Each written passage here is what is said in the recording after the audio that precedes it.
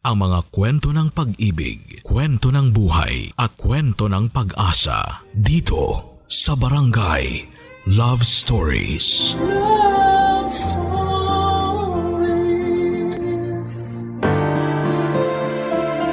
Kapag mahal mo ang isang tao ay lahat ay gagawin mo para sa kanya. Mas unahin mo na isipin yung taong mahal mo bago ang iyong sarili. Kahit na ilang beses ka pa niyang saktan ay okay lang. Papatawarin mo pa rin siya dahil mahal mo. Wala ka nang pakialam kung nagpapakatanga ka na lamang sa kanya ay ayos lang. Mas pipiliin mo pa rin na maging parte siya ng buhay mo dahil iniisip mo na sa kanya lamang ikaw sasaya. Minsan nga ay hindi mo na iisipin kung sino ang mas nagmamahal sa inyong dalawa. Kung ikaw ba o siya. Basta ang importante ay mahal mo siya at siya ang kaligayahan mo. Ngunit sapat na nga ba na mahal mo siya? Makakamit mo ba talaga ang saya na iniisip mo na pwede niyang ipadama sa iyo?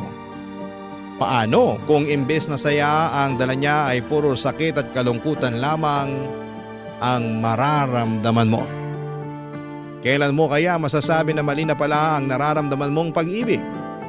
Kailan mo masasabi na tama na at suko ka na sa pagmamahal para sa kanya? Dear Papa Dudut, ako po si Kim, 27 years old at sumulat po ako para ibahagi ang aking kwentong pag-ibig. 2 taon na ang relasyon namin ni Wayne. Gaya ng ibang nasa relasyon ay sa una ay walang katulad ang saya. Pero habang tumatagal ang relasyon namin ay unti-unting nagbabago na ang lahat. Nawala na ang mga lambing at pag-aalaga niya sa akin noon. Madalas na rin siyang naiinis at naiirita sa akin na hindi ko naman malaman kung ano ang nagawa ko para maging ganoon ang pakikitungo niya sa akin. Pero iniintindi ko na lamang siya sa mga kinikilos niya. Hanggang isang araw ay nalaman ko na may ibang babae na pala ang boyfriend ko. Sobra akong nagalit at nasaktan noong nalaman ko yon.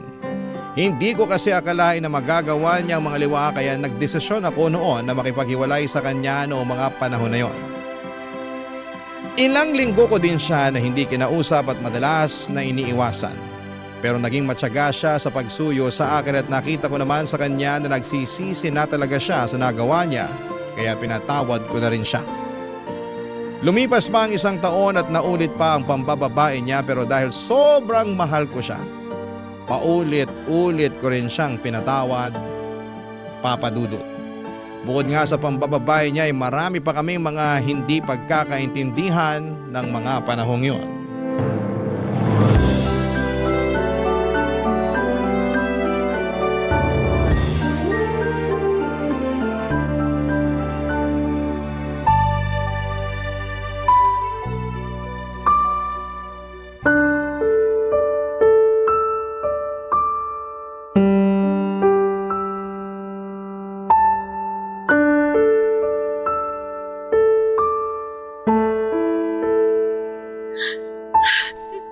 Kinahihiya mo ba ako na girlfriend mo, ha?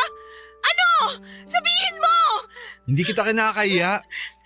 Kung hindi mo ako kinakahiya, eh bakit hindi mo ako magawang ipakilala sa mga magulang mo at saka sa iba mo pang mga kaibigan? Hindi pa kasi ito yung tamang panahon. Alam mo naman nakakaiwalay lang namin ni Jane. Hindi pa to yung tamang panahon? 2 taon na tayo, Wayne! Hindi pa ba sapat yun, ha? Hindi ka ba pwedeng magkaroon ng girlfriend pagkatapos ni Jane? Hindi mo kasi ako naiintindihan eh.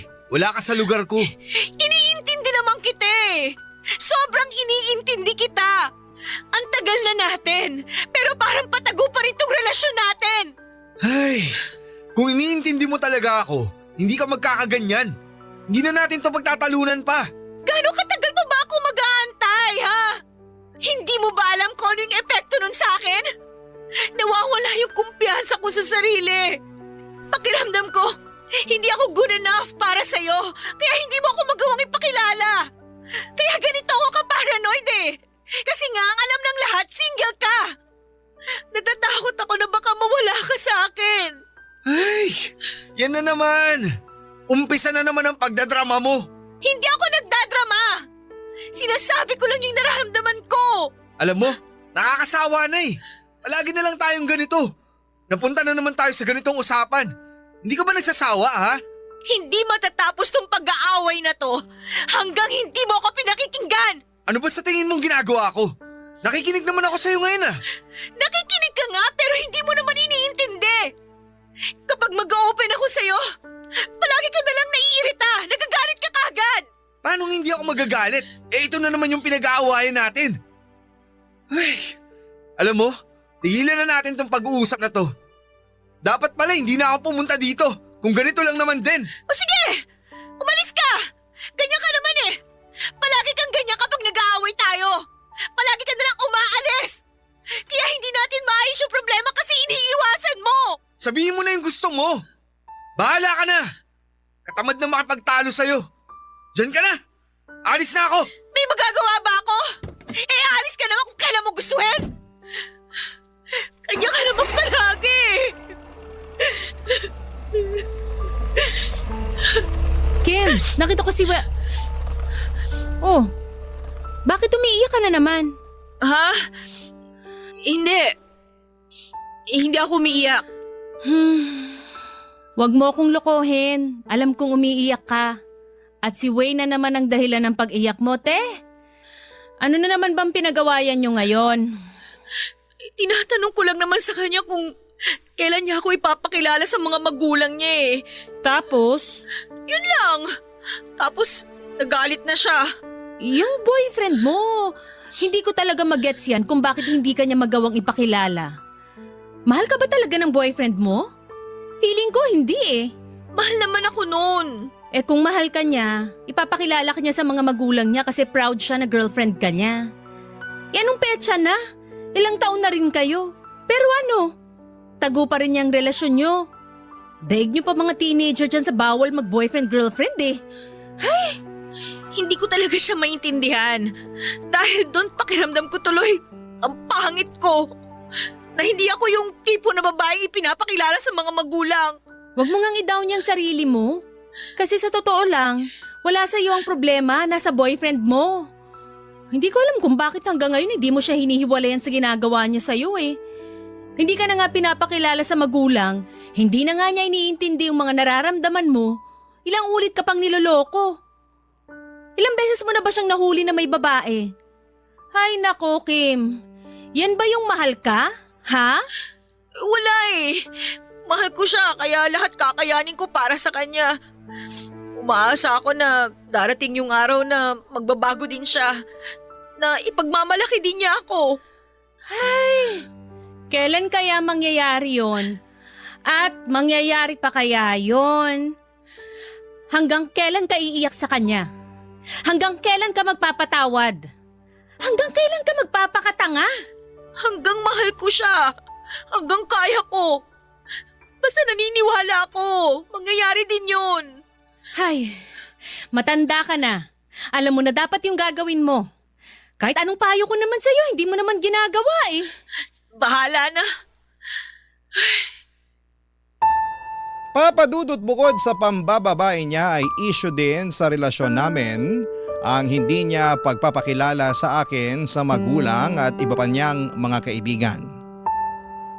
Sa una ay naiintindihan ko naman siya dahil bago maging kami ay nagkaroon siya ng girlfriend at tumagal sila ng 7 taon. Naging sobrang close daw kasi noong ex niya sa mga magulang niya. Kaya hindi pa niya ako maipakilala. Kaya tinis ko na lamang na parang patago ang relasyon namin. Pero habang tumatagal kami ay nagiging malaking issue na sa akin yon. Dahil sa walang masyadong nakakaalam na kami kaya maraming umaaligid na babae sa boyfriend ko. Hindi ko tuloy maiwasan na maparanoid at magselos na nagiging dahilan naman ng pagtatalo namin. Papadudot pero kahit na ganon ay pilit ko pa rin siyang iniintindi. Naghihintay pa rin ako ng panahon na magagawa na niya akong ipagmalaki at ipakilala sa lahat. Kahit na nasasaktan at nahihirapan ako sa sitwasyon namin, mahal na mahal ko pa rin si Wayne. Kaya lahat ay kaya kong tiisin kahit na may nagagawa siyang pagkakamali. Hinding-hindi ako magsasawa na patawarin siya dahil ayaw ko siyang mawala sa buhay ko.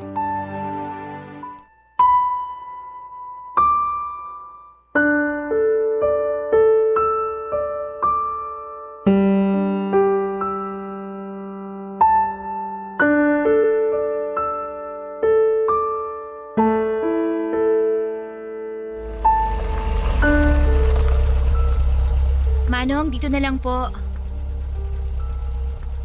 Eto pong bayad oh. Sa inyo na po ang sukli. Ay, salamat po ma'am.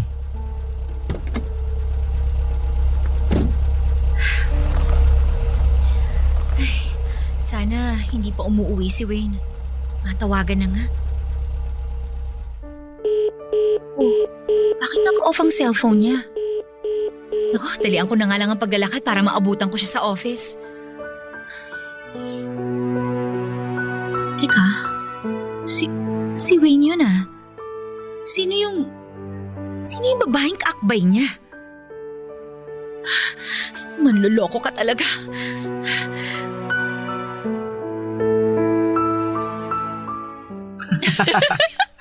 Ano ba? Ikaw talaga. Wayne! Walang yaka! Uy, Kim! Anong ginagawa mo dito? Kung hindi pa kita pinuntahan, hindi ko pa malalaman na may babae ka na naman! Hoy babae! Hindi mo ba alam na may girlfriend na siya? Ha? Malandi kang babae ka! Aray ko! Uy, tama na! Ano ba? Uy, Hindi ko alam na may Kim! girlfriend siya! Bitawan mo si Trixie! Sabi niya sa akin, single siya! Buhay mo ako! Walang yaka talaga, Wayne! Huwag mo akong saktan! Tumigil ka na nga, Kim! Huwag kang mag-iskandalo dito! Mahiya ka naman! Ako ba ngayon ang mahiya? Ha? Ikaw ang dapat mahiya sa ginagawa mo! Manloloko ka talaga! Bakit ginagawa mo sa akin to, ha? Bakit? Uminahon ka na nga muna! Trixie, umalis ka na. Mag-usap na lang tayo bukas. I'm sorry. Sa kanya ka pa talaga nag-sorry, ha? Talaga ba, Wayne? Hoy, babae ka! Saan ka puputang malandi ka, ha? Bumalik ka dito, hindi pa tayo tapos! Kim, tumigil ka na nga. Hayop ka! Kailan mo ba ako niloloko, ha? Kailan pa? Akala ko nagbago ka na. Bakit ito na naman, Wayne? Nambababae ka na naman! Dahil sa'yo kaya ako nagkakaganito. Ako?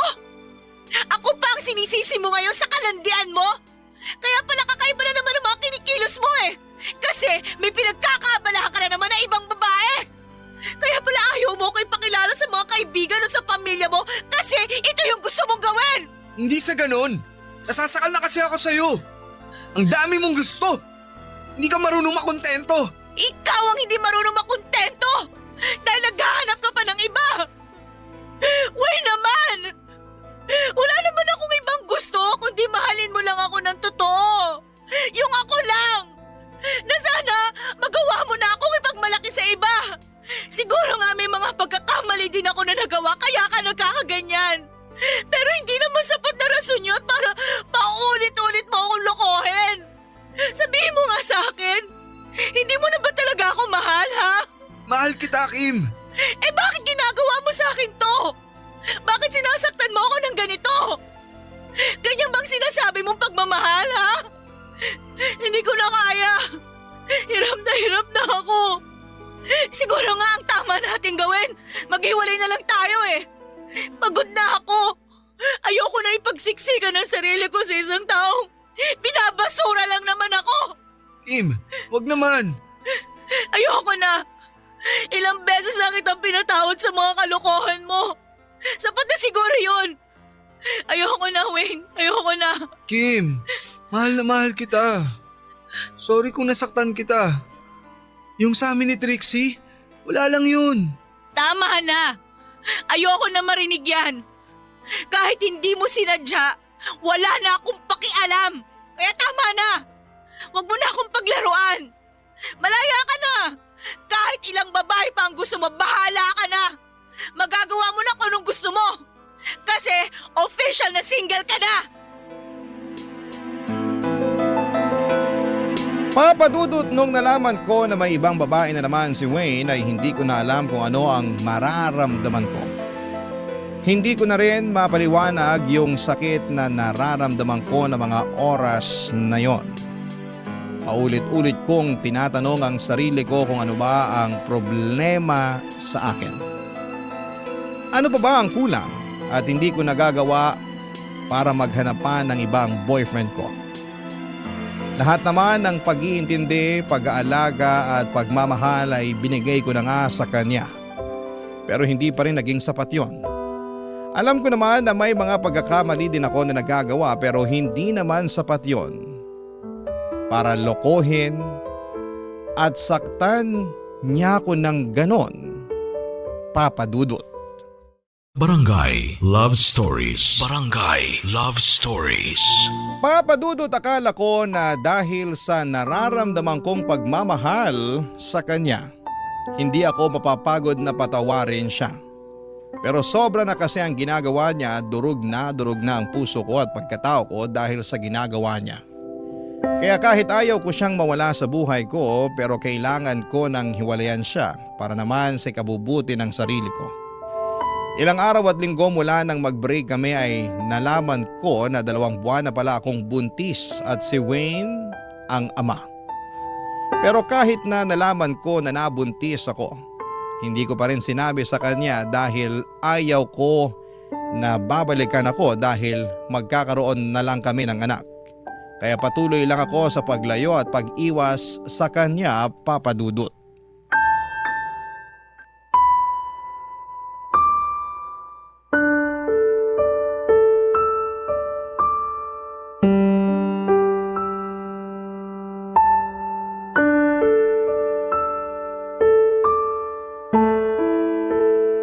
Kim, Anong ginagawa mo dito? Paano ka nakapasok? nakabukas kasi yung pintuan. Kaya naisipan ko na pumasok na. Uli-uli, huwag kang papasok basta-basta. Bakit ka ba nandito? Kim, mag-usap naman tayo. Kaya naisipan ko na puntahan ka na dito kasi hindi mo nare-replyan yung mga text ko. Saka hindi mo rin sinasagot yung tawag ko. Pinuntahan din kita sa office mo kanina kaso hindi ka pala pumasok. Umalis ka na.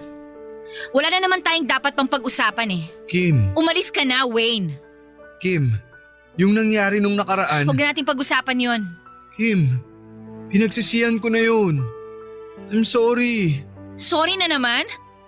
Yan na lang palagi ko naririnig sa'yo kapag may pagkakamali ka eh. Kaya wala nang dating sa akin yung sorry-sorry mo na yan.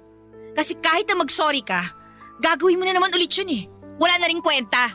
Sa mga nagawa ko sa'yo, alam ko na hindi na sapat yung sorry. Pero sana bigyan mo pa ako ng isa pang chance. Hayaan mong bumawi ako sa mga pagkakamali ko. Ang hirap ibigay sa'yo yun kasi may takot na ako sa puso ko na sasaktan mo ulit ako. Please, Kim. Gusto kong bumawi sa'yo. Gusto kong patunayan sa'yo kung gaano kita kamahal. At sa magiging anak natin. Paano mo nalaman yon?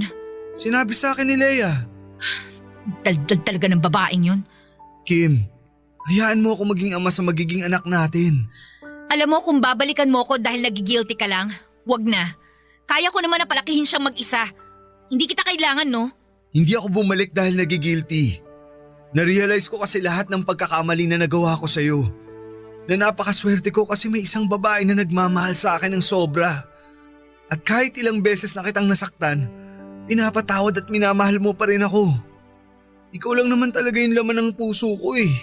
Wayne, pagkatapos ng lahat na nangyari sa atin, hindi ko alam kung maniniwala pa ako sa'yo. Kim, Huwag ka nga lumuhod dyan! maniwala ka sa akin. Please give me a chance. Ilang beses mo na bang sinabi sa akin yan na magbabago ka? Pero paulit-ulit mo pa rin ginagawa. Hayaan mo akong patunayan sa'yo yun.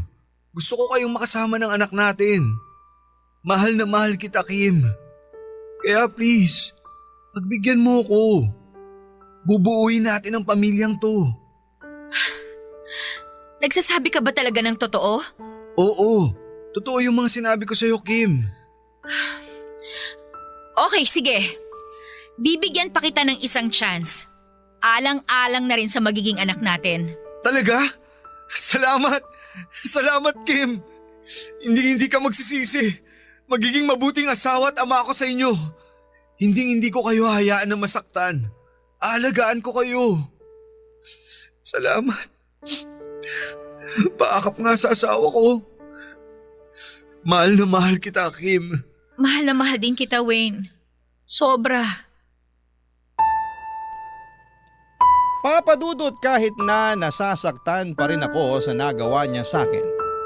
Pinatawad at binigyan ko ulit siya ng isa pang pagkakataon upang mapatunayan na talagang magbabago na siya.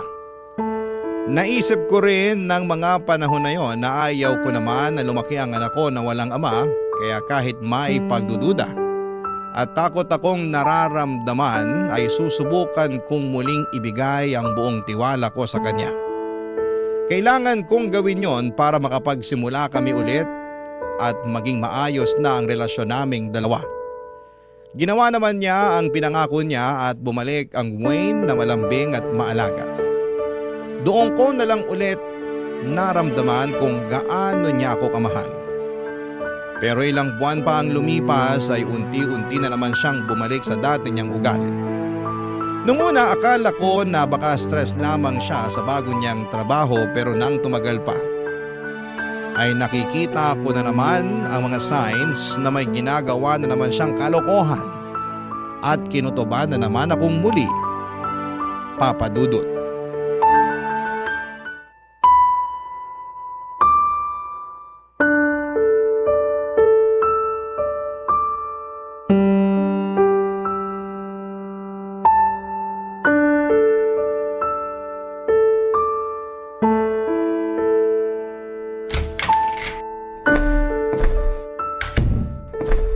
Bakit ngayon ka lang? Oh, bakit gising ka pa? Masama sa'yo magpuyat. Hindi naman ako mapupuyat kung hindi ka uuwi ng madaling araw.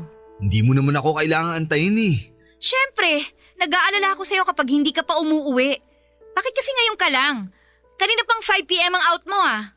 Marami lang kasing ginagawa sa office kaya ngayon lang ako nakauwi. Maraming ginawa? Bakit amoy alak ka? Yan ba yung galing sa office, ha? Ay, bigla kasing nagaya si boss kaya napainom kami ng konti. Nakuha mo pang uminom at magpagabi? Alam mo naman na buntis ako at ako lang ang mag-isa rito sa bahay. Eh marami nga lang talaga kasing ginagawa sa office ngayon. Ganon ka ba ka-busy? Hindi mo man lang makuhang mag-text para kumustahin man lang ako o kung ano bang lagay ko dito? O kaya naman mag-text ka kung gagabihin ka man lang. Hindi yung ganito. Namuti na yung mga mata ko sa kahihintay sa'yo. Hindi na ako nakapag-text kasi ang dami nga naming ginagawa. Sinabi ko na, di ba? Hindi ka naman naaabuti ng ilang oras sa pagte-text ah. Hindi pa nga aabuti ng 2 minuto yon. Mag-aaway na naman ba tayo, ha? Pagod na ako, galing akong trabaho tapos ganito lang yung dadatnan ko sa bahay. Ano ba namang buhay to? Bakit ka ba nagkakaganyan na naman? Bumalik ka na naman sa dati mong ugali. Akala mo hindi ko napapansin ha? Pero kakaiba yung mga kinikilos mo. Sigurado ka bang busy ka lang sa trabaho? O baka naman busy ka na naman sa pambababae? Busy ako sa trabaho, okay? Ano na naman bang problema mo, ha? Pinagdududahan mo na naman ba ako? Kung wala kang babae, kanino tong panyo na to, ha? Nakita ko to sa bulsa ng pantalon mo. Ha?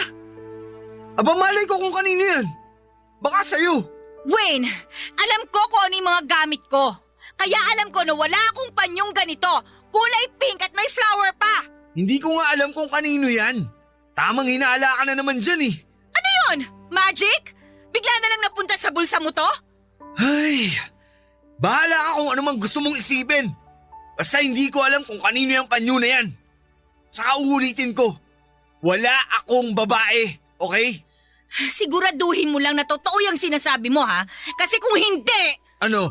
iiwanan na kita. Ayoko na ng ganito. Buntis ako pero parang wala kang pakialam sa akin. Sobra lang ako nai-stress sa'yo. Ay, ito na naman. Nagdadrama ka na naman.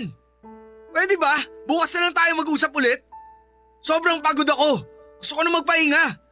Kung ayaw mo pa matulog, bahala ka. Pupunta na ako sa kwarto. Buisit! Hoy Wayne! Kinakausap pa kita kaya wag mo akong tatalikuran! Kahit kailan talaga wala kang pakialam sa akin! Wayne! Papadudot kahit na tinatanggi niya na wala siyang iba pero iba ang kutob ko. Pagkatapos ng pag-uusap naming yon ay hindi ko na siya kinompronta sa nararamdaman ko.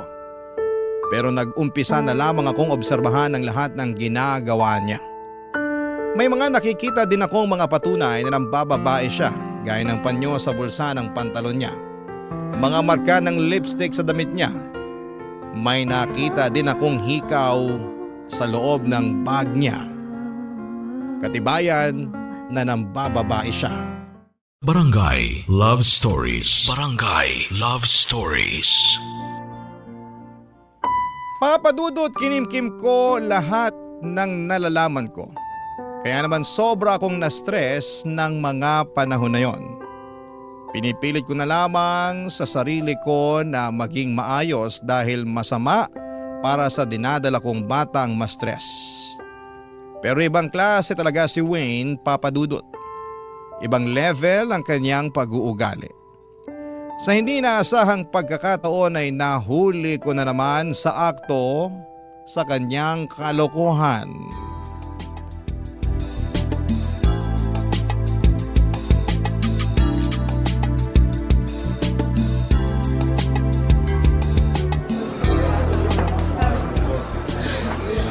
Wayne! Hindi ka pa rin talaga nagbabago! Kim! Walang yak! Walang yak! Katulog ka! Teka! Paano mo? Paano ko nalaman, ha? Nakita ka ng kaibigan ko. Kaya pala madalas kang ginagabing umuwi kasi may babae ka na naman! Sa labas tayo mag-usap. Halika na! Aray ko, ano ba? Huwag mo nga akong Bilisan hatapin! mo na! Bakit nahihiya ka sa kasama mong babae, ha? Lumabas na tayo! Huwag kang mag-iskandalo dito! Bitiwan mo ako! Nasasaktan ako! Wayne, ano ba? Sinabing bitiwan mo ako eh! Bitiwan mo ako! Umuwi na tayo! Tama pala yung kutob ko! May babae ka na naman! Hindi ka na ba talaga magbabago, ha? Kasama ko lang siya sa trabaho. Nagkayayaan lang uminom. Nagkayayaan lang? Kitang-kita ng dalawang mata ko! Ang sweet-sweet niyong dalawa! Halos magkadikit na kayo mga mukha niyo eh! Ganun lang ba yung ka-office mate lang, ha? Mali yung iniisip mo. Pwede ba? Sa bahay na tayo mag-usap. Nakakahiya sa ibang tao. Nagtitinginan na tayo. Hindi! Mag-uusap tayo ngayon! Wait naman! Siguro nga tanga ako. Tanga ako sa'yo. Pero hindi pwede magkamali yung mata ko. Kitang-kita ko yung pagtataksil mo eh. Kaya huwag ka na magsinungaling. Akala ko ba nagbago ka na? Nangako ka sa akin.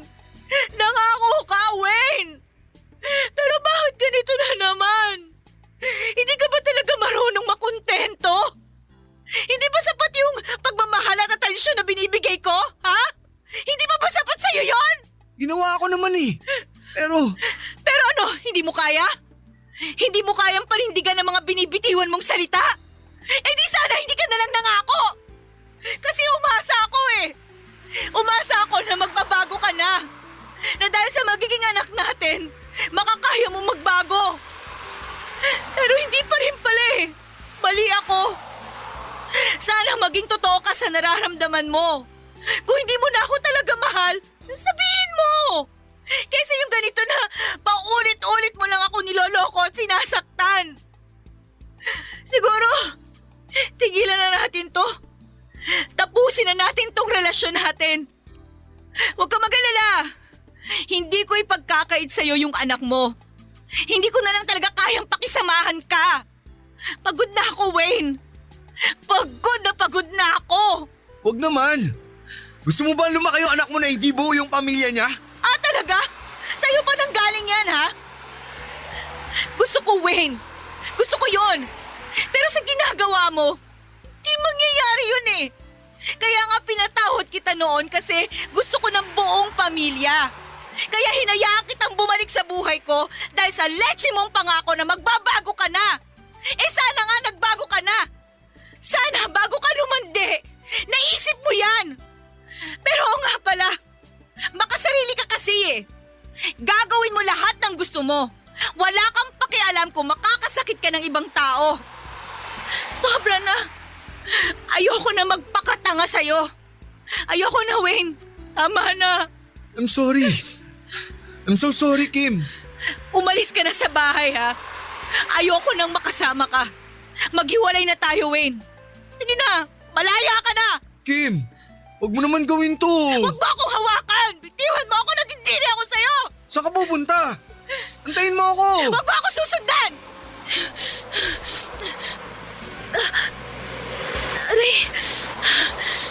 Aray ko. Ano nangyayari sa'yo? Sinabi na huwag mo akong hawakan eh. Aray ko. Kim, dinudugo ka.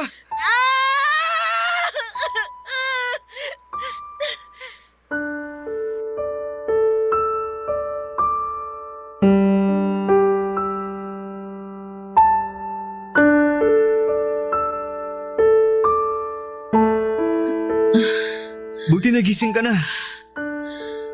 Wayne, kumusta yung anak natin? Wayne, kumusta yung anak natin? Sumagot ka. Kim, Bakit ka umiiyak? Ano bang nangyari? wala na siya. Nakunan ka. Ano? Hindi pwede. Hindi. Yung anak ko, hindi siya pwedeng mamatay. Hindi. Kim, I'm sorry. Anak ko, Patawarin mo ko. kasalanan mo to. Kasalanan mo to. Hayop ka. Pinatay mo yung anak ko. Pinatay mo. Dahil sa'yo namatay siya. I'm sorry. Hindi ko ginusto mangyari to. Yung pagsusuri mo, hindi na mababalik yung buhay ng anak ko. Umalis ka na sa harapan ko. Umalis ka na sa buhay ko! Ayoko na makita ka! Kim, Umalis ka na! Umalis ka na! Kim.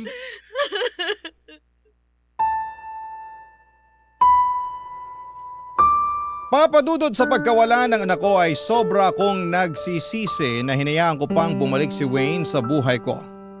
Hinayaan ko na lang sana siya noon. Hindi sana mamamatay ang anak ko. Ang pagmamahal ko para sa kanya ay napalitan ng matinding galit. Galit na kahit kailan ay hindi na mawawala sa puso ko. Ang sakit isipin, papadudot na kailangan pang may mawala para ma-realize ko na sobra na pala talaga ang pagiging tanga ko sa kanya. Pero gaano man ako magsisi sa mga desisyon ko noon, papadudot, ay hindi na noon kayang ibalik ang buhay ng anak ko.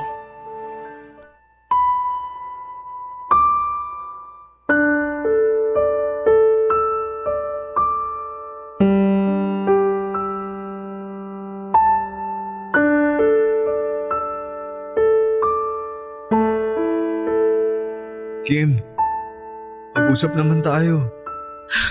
Ano ba? Ano na naman ang ginagawa mo sa labas ng bahay ko? Bakit ba ang kulit-kulit mo?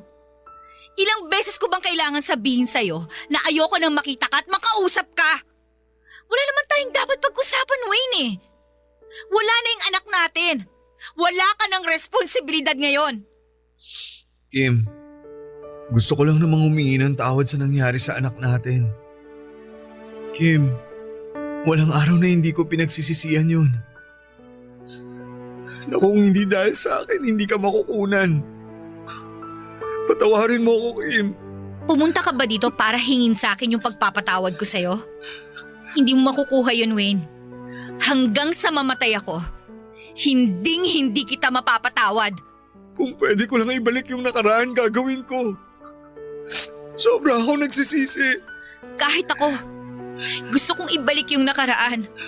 Kung pwede nga lang sana, hindi ko na hinayaan na bumalik ka sa buhay ko eh. Eh di sana hanggang ngayon, buhay pa rin siya. Yung mga pambababae mo, yung sakit na naramdaman ko noon, hindi matutumbasan yung sakit na nararamdaman ko ngayon nung mawala ang anak ko. Walang araw na hindi ko rin sinisisi ang sarili ko. Kasi dahil din sa akin kung bakit siya namatay. Patawarin mo ko. Hindi ko ginusto yun. Hindi. Kahit gaano ka pa magsisi ngayon, hindi na mababalik ang buhay ng anak ko. Hindi na, Wayne. Kaya sana, huwag ka na magpakita sa akin. Kasi sa tuwing nakikita kita, naaalala ko lang ang lahat eh. Kim, hindi ko kayang mawala ka sa buhay ko. Mahal na mahal kita. Hindi mo ako mahal. Hindi mo ako talaga mahal dahil sarili mo lang ang mahal mo. Kaya hindi ka pwedeng maging ama kasi makasarili ka. Tsaka kaya mo namang wala ako sa buhay mo eh. Kasi kung hindi, hindi ka naman mambababae. Umalis ka na. Huwag ka na magpakita pa sa akin kahit na kailan. Kim, Bitiwan mo kamay ko! babawi ako sa lahat. Hayaan mo kung... Gago ka ba? Wala ka ng pag-asa. Hindi ka na magbabago. Gising na ako, Wayne. Mahal mo pa rin naman ako, di ba? Kaya please... Shut up! Sa pagkawala ng anak ko, damay na doon kung ano man yung natitira kong pagmamahal sa'yo. Kung meron ka pang lugar sa puso ko, galit! Galit na lang! Kim, patawarin mo ako. Hindi ko kayang wala ka.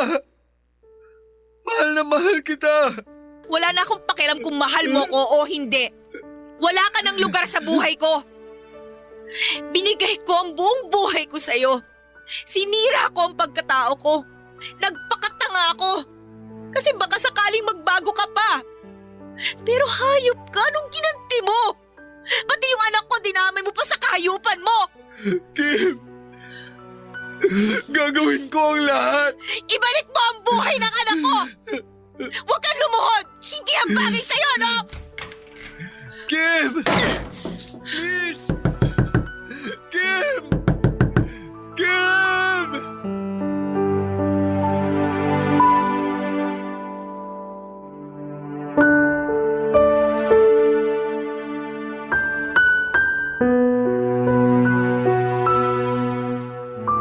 Papadudod simula nang mamatay ang anak ko ay namatay na rin ang pagmamahal ko kay Wayne. Sobrang sapat na yung kadahilanan para putulin lahat ng ugnayan naming dalawa. Hindi ko alam kung magagawa ko pang patawarin si Wayne pagkatapos ng lahat.